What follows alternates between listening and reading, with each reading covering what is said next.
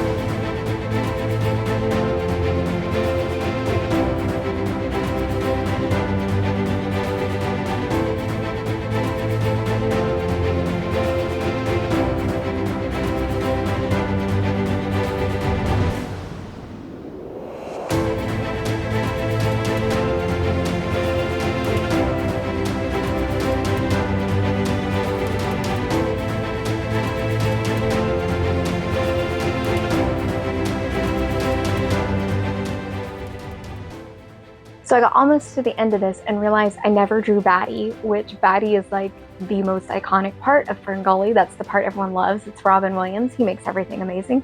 So at the last minute, I had to kind of pencil him in the background. So hopefully you could still see him in there. It still gives off those Ferngully vibes. I couldn't believe that I almost forgot Batty. He's the only thing that makes that show worth watching, probably. And for whatever reason, on the cover of the movie, which he's actually purple, so I have no idea why he's purple on the cover, but in the movie he's actually like these brown colors. So halfway through I erased all the purple I did and tried to fix it.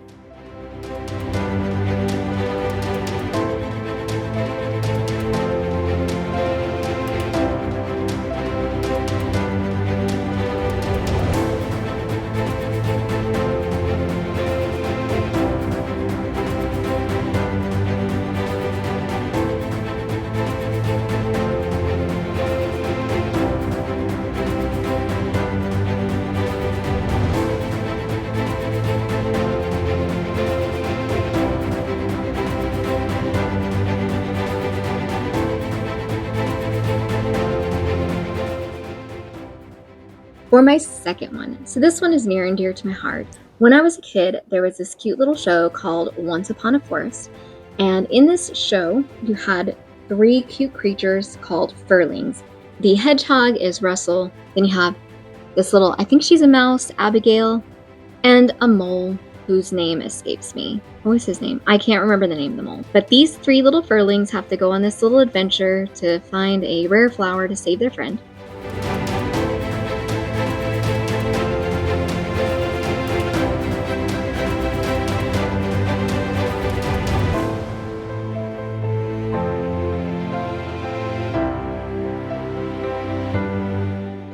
I just added some blades of grass in the background and some rocks, super simple, and the tree. And I planned on doing the night sky purple, so I did yellow flowers because they're complementary colors.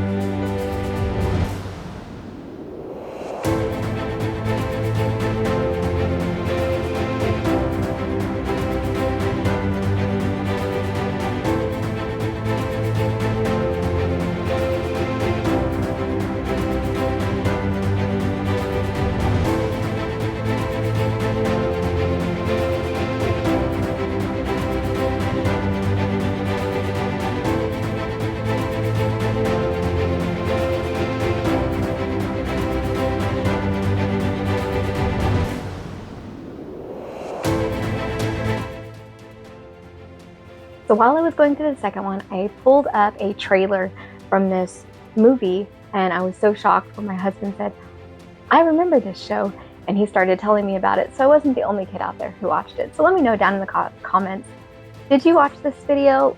Do you remember it? The little furlings who go and they save their little skunk friend by climbing on the side of the mountain and getting this flower. On Abigail, I didn't quite have the right coloring. She's supposed to be more orange than that. I just used what I had, but I don't use a lot of paint, and I'm a cheapskate, so I don't want to go buy brand new paint just to paint a little tiny thing on a page. I wanted this tree to look better than my last tree because my last tree was kind of sad, so this one I wanted to take some time to make it look nice. Looked up how do you draw bark. So for the bark, you make your vertical lines. You want to make them kind of jagged like a broken piece of glass all along the side. These veins, similar to the veins you would put on like a flower. So just little short veins. And then on some of the lines, just make it a little bit thick like it's broken. It's kind of hard to describe. It's one of those things you just kind of have to look at it and do it.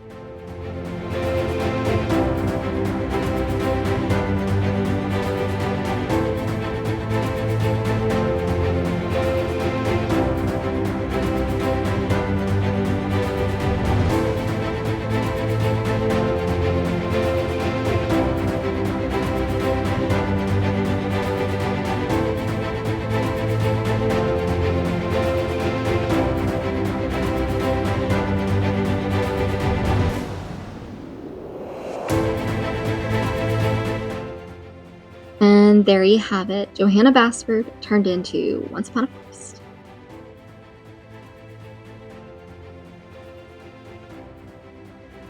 And then for my final one, I decided to do Alice in Wonderland. I'm going to do the scene where all the little flowers are singing and they think she's a flower. So I started off by adding different eyes on the different flowers. This was kind of tricky because none of these flowers really look much like the ones in the movie. So I really had to experiment on trying to make these flowers have eyes and a mouth, especially the little tiny flowers. I had to draw little tiny faces on it. For the ones that were upright, it was super easy. Just the bulb, I made it bigger and put their face on the bulb.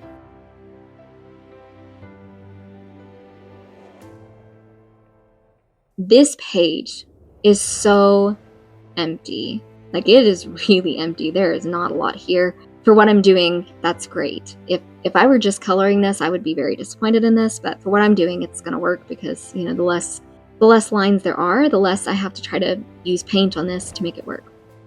And then for Alice, I just pulled up a reference photo and tried to draw exactly what I saw because I have no idea how to draw people the right way, so gotta do what works, I guess.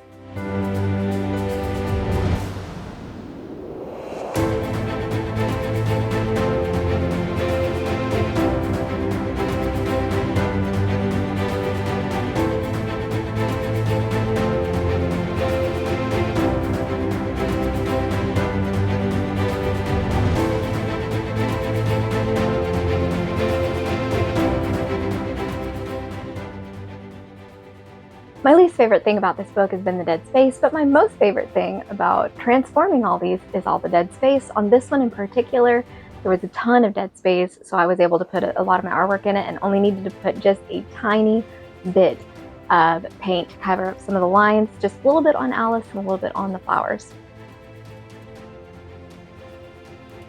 My favorite thing about this whole piece is the bread and butterflies. They were so cute and fun to draw. After I was done with my bread and butterflies, I added a few rocks around the edges of the stems of the flowers and put some blades of grass around it so they didn't look just like this abrupt end to their stem. Because she's small, I'm not doing a sky in the background. I'm going to do green in the background, like there's a bunch of plants and things back there.